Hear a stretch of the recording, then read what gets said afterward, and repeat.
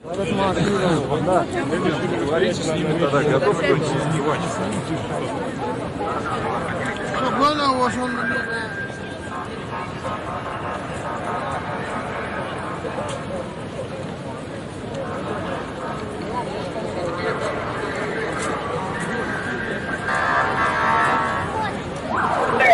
Пожалуйста, пройдите на тротуар, движение сейчас будет открыто.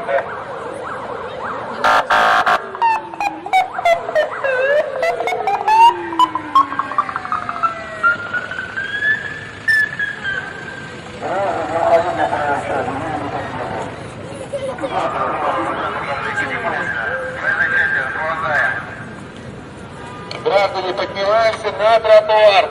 Пущено движение.